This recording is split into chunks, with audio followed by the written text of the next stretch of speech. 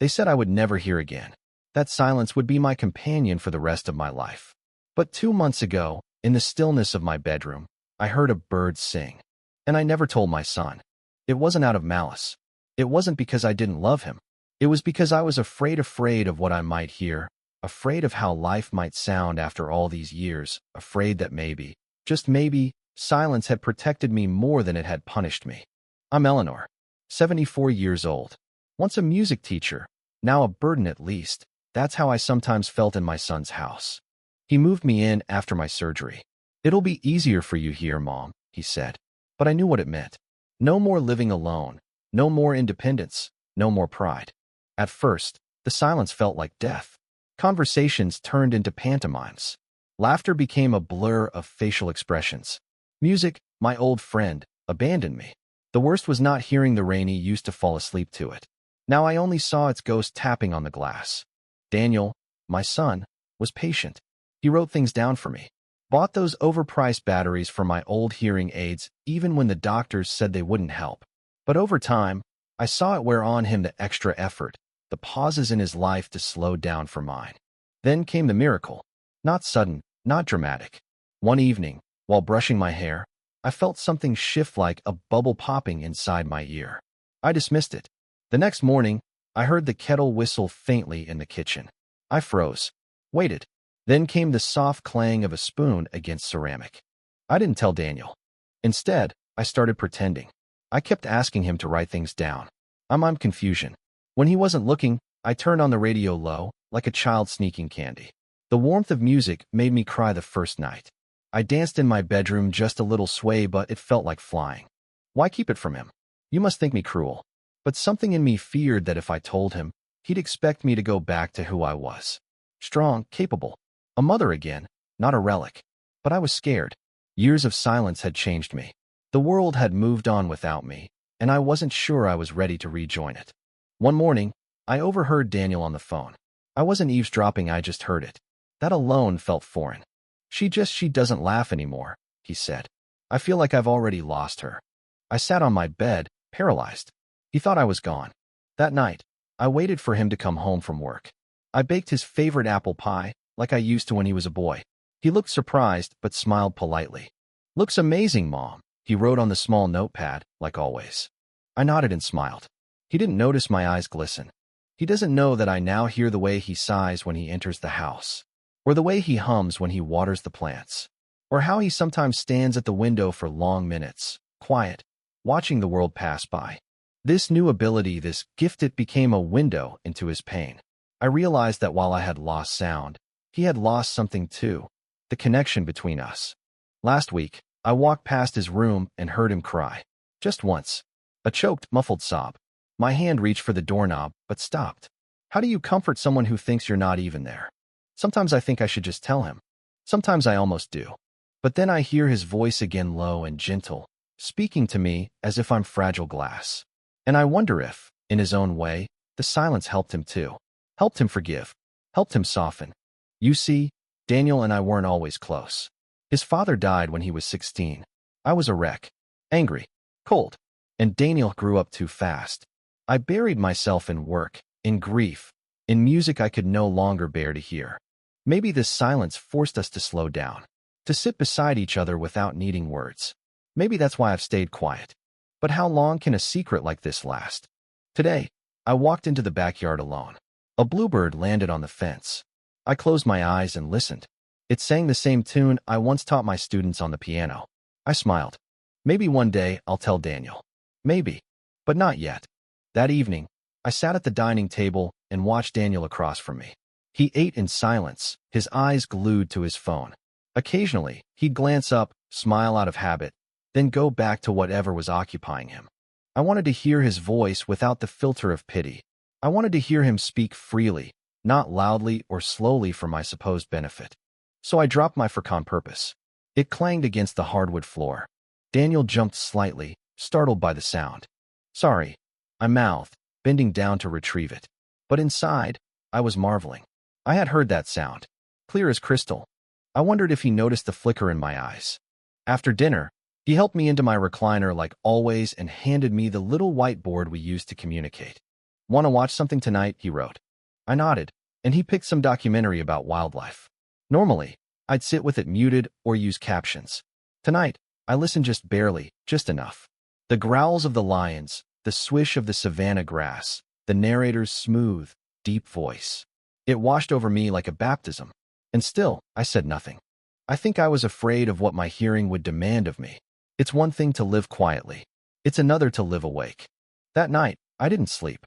I laid in bed, hearing the creaks of the old house, the wind nudging the windows, the faint tap of tree branches. Every sound reminded me that I'd been gone. Not dead, but something close. At around midnight, I heard his door open. I held my breath. Footsteps padded softly across the hall. A pause at my door. Then a whisper. Good night, Mom. He'd never done that before. I didn't know he did that. But he had, every night, for who knows how long. I didn't reply. I couldn't. If I had, he would have known. But I smiled in the dark and whispered back after he left. Good night, my boy. The next morning, I found the piano. It was in the attic, hidden under dusty sheets and years of abandonment. My old keyboard, the one Daniel learned his first scale on, the one I played lullabies on when he was sick. I stared at it for a long time before pulling the cloth off. My fingers trembled as I touched the keys. The plastic was worn smooth from years of practice and performance. I pressed one. See, it rang out, sweet and alive. Tears welled in my eyes. I played the next note, then another, and soon, a melodious song I hadn't heard in over a decade filled the attic. Not perfectly, not confidently, but it was music. Music, my old friend. And I wept. I wept for the years I lost, for the concerts I never heard, for the sound of Daniel's laughter that I missed, for the countless, I love you, I could only see but never feel. And I wept because I could finally hear them again, if he ever said them again. I didn't notice when Daniel walked in. I didn't hear his footsteps this time. My ears were too lost in the song. But I felt his presence behind me heavy, still. Slowly, I turned. He stood at the top of the stairs, eyes wide, mouth parted. In his hand was a laundry basket, forgotten. His gaze shifted from the keyboard to my hands, to my eyes. Mom, he said. I panicked. I froze. He approached cautiously, like I was a deer that might bolt. You're playing. I opened my mouth, then shut it. What could I say? I haven't heard you play in years, he whispered. Neither of us moved. I didn't know you still remembered how. I nodded, still silent. He sat beside me. Can I hear it again?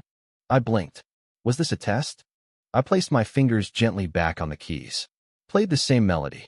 My hands trembled, but I didn't stop. Each note a confession. When I finished, I looked up. Daniel's face was wet with tears. He didn't say anything for a while. Then he chuckled softly. You know, I always hated that song. I laughed at an actual laugh, out loud.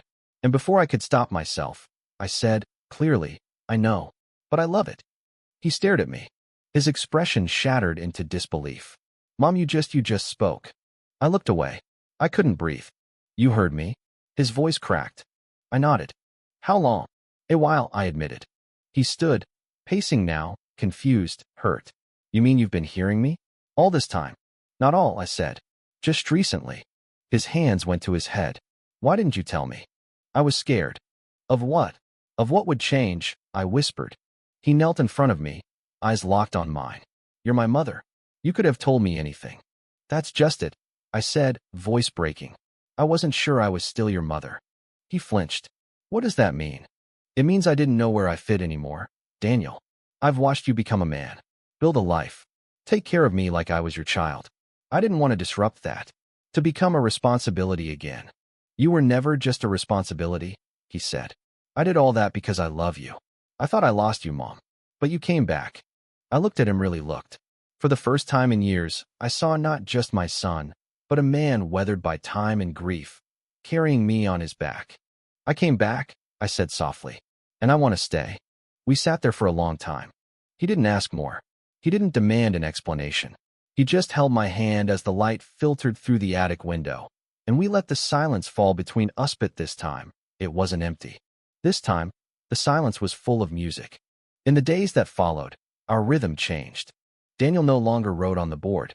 He spoke, normally, not loudly, not slowly, just as if I were there. I still didn't tell him everything. About the night I first heard the bird. about the months of pretending. Some things were too fragile to speak aloud. But I began to live again. I listened to the rain again.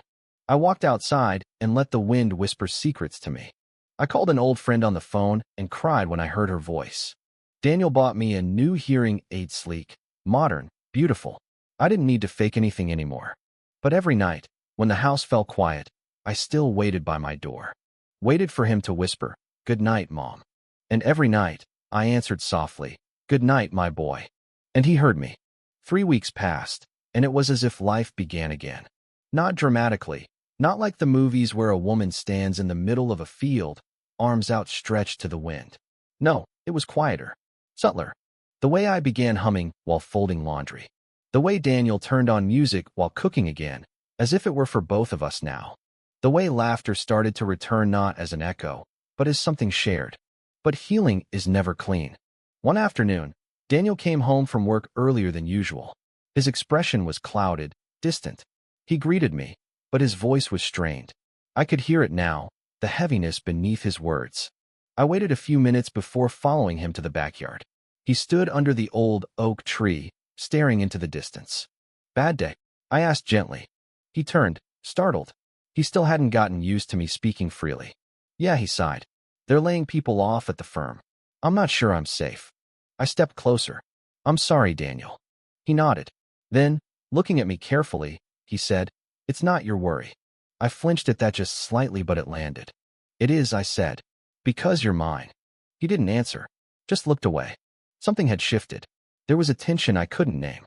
It had started the moment he found out I could hear again.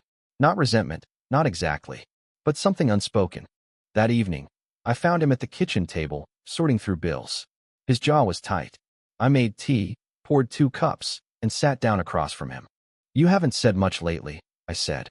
He shrugged. "Just a lot on my mind." "Is it me?" I asked. That made him look up. "What?" "No, Mom, of course not." I waited. He sighed. "Okay, maybe a little." I nodded slowly. "Because I lied?" He shook his head. "Not exactly. I get why you did it. I do. But it made me question everything. Like all those nights, all those moments I thought you couldn't hear me. And now I wonder if you were listening the whole time." "I wasn't," I said. "Not always. But some of it, yes." He leaned back. "And you just watched me? Struggle, vent, cry? And said nothing?" "I didn't know how to re-enter your world," I whispered. "So I stayed in mine." He rubbed his face, then looked at me with tired eyes. "I'm not mad. I'm just hurt. I didn't know I could feel this alone while sitting next to the person I love most. That broke something in me. I was trying to protect you," I said. "And myself. I thought if I told you, you'd expect me to be who I used to be. But I'm not." His gaze softened. "I don't want you to be who you were. I just want you to be here." We sat in silence. But this time, it wasn't peaceful. It was raw, heavy. I reached across the table and took his hand. "Let me show you something." He followed me to the attic. The piano sat waiting, bathed in afternoon light. "I've been practicing again," I said. "I want to play something for you." He nodded. I sat, took a breath, and began. This time it wasn't a melody from the past. It was new. Something I had written over the last few nights. A song with hesitation in its first notes, but warmth in its rise. It told a story of a mother learning to hear again, to love again, to connect. Not through silence, not through pretending, but through courage. When I finished, I turned to him. Daniel wiped a tear from his cheek. "What's it called?" I smiled. "It doesn't have a name, but maybe for you." He sat beside me, nodded, and said, "Then let me play something too." My eyes widened. "You remember?" He chuckled. "I was your student, remember?" He pressed a few notes, fumbled at first. Then slowly, the song I had just played began again from his hands this time. We played it together. 2 imperfect pianists. 2 broken hearts. Mending note by note. Later that week, Daniel received confirmation. He'd been laid off. It was the first time I saw him truly shaken. He didn't cry, didn't shout, but he looked hollow. Defeated. "I'll find something else," he said. "I always do." But his voice lacked conviction. At dinner, he barely touched his food. He tried to make conversation, but the spark was gone. He was retreating into himself, and I knew the signs well. That night, I found the envelope. It was tucked into one of the drawers in the Kachina letter from a retirement facility. A glossy brochure. The words, independence, comfort, and care printed across the top. My chest tightened. I waited until the next morning to ask him. "You've been thinking about sending me away?" I said calmly, holding up the envelope. His face drained of color. "Mom, no, it's not like that. I didn't mean." "It's okay," I said. "No, really. I was just looking at options. Just in case. If I couldn't take care of things here." I nodded. "You think I'm a burden?" "No," he said sharply. "I think I'm failing you." Those words hit harder than I expected. "You've never failed me," I said. "But maybe I failed you by making you carry me without asking if you needed help." He looked at me, pain etched deep. "I don't know how to be your son and your caretaker anymore." "Then don't," I said. "Just be my son." He didn't respond, but he didn't leave either. That afternoon, I made a decision. If he wouldn't ask for help, I would offer it. Truly offer it. I called my old colleague from the school, Marianne. She was still teaching part-time. When she heard my voice, she gasped. "Eleanor, is that you? My God, how are you speaking again?" "I can't hear," I said. It came back. Tears streamed down my cheeks even as I said it. "We talked for hours. Laughed. Cried. She told me there were music therapy programs needing volunteers, people like me. People who'd lost and returned. People with stories. Come in. Meet the kids. Talk. Play," she said. "They'll love you." For the first time in years, I felt wanted. Not needed, wanted. When I told Daniel that evening, he looked stunned, then proud. "That's amazing," he said. "You're going back?" "Maybe just a little," I said, smiling. "To remind myself I still have a part to play." He stood up, walked over, and hugged me tight. "You always did, Mom." That night, as the stars settled over the house, I sat by the window. The silence was still there, but it was no longer empty.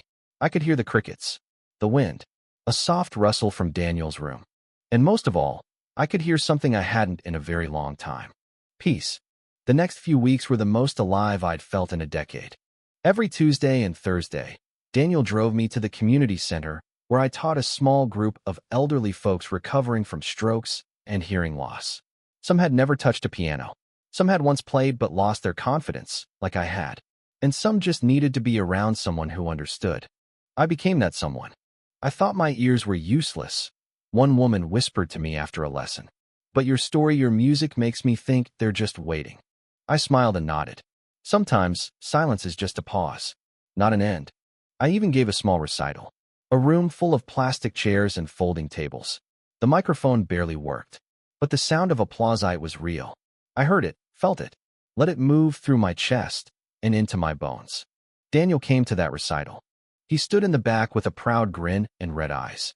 When I stepped off the little stage, he held my hand and whispered, "That was the best I've heard you play." I whispered back. It was the first time I played without fear. He didn't say anything more, just squeezed my hand tightly. But life isn't generous forever. It was a Sunday morning when I woke up to the sound of the front door slamming. That sound, loud and sharp, still sent a jolt through me, reminding me that hearing, like life, was fragile. Daniel was pacing in the hallway, phone in hand. "No, don't send anything to voicemail," he barked. "You told me they'd review my appeal. I've got a child to support." He paused. Then, realizing I was watching, he turned his back and lowered his voice. "A child?" I sat down slowly, processing. He hadn't told me. There was no mention of a child. No visits. No photographs. But something in his voice, a mix of guilt and exhaustion, made it clear this wasn't new. When he ended the call, he didn't look at me right away. "I'm sorry," he said after a long silence. "I didn't mean for you to hear that." "You have a child?" I asked softly. He sat across from me, his face heavy with shame. "Yes, a daughter. Her name is Lily." I waited. "She's 7. Lives with her mother." I nodded, slowly. "Why didn't you tell me?" "Because I didn't want you to see what I lost," he said. "What I ruined." I let his words sit. Then, gently, "You didn't lose her, Daniel. You still say her name." He looked up, startled. "People don't say the names of what they've truly given up on," I continued. "They bury them. You haven't." His voice was a whisper. "Her mother doesn't want me around much." "Have you tried?" "I send money. I write letters. But it's never enough." I reached across the table and took his hand. "Then let her come here. Let me meet her." He blinked, confused. "Here? With you?" "With us," I said. "She's your daughter. She's my granddaughter." Tears formed in his eyes. "What if she doesn't like me?" "She's 7. She wants to be liked more than she wants to like. Be there, Daniel. Just be there. He stared at me a long time. Then he whispered, okay. The first time Lily came over, she brought silence with her. Not the kind I used to live in, but the shy, uncertain silence of a child who's been warned too many times. She stood in the doorway, holding a pink stuffed rabbit. Her eyes were big, guarded. Hi, I said gently. I'm Eleanor. She said nothing, just looked at her father, then stepped inside. The first hour was awkward. Daniel tried too hard. I tried not to overstep. Lily said maybe 3 words total. But then I brought out the piano. You like music? I asked. She shrugged, then said, Mom says music makes noise. I smiled. That's true. But sometimes noise is just joy trying to be heard. I played something light, playful, a waltz I taught my first students.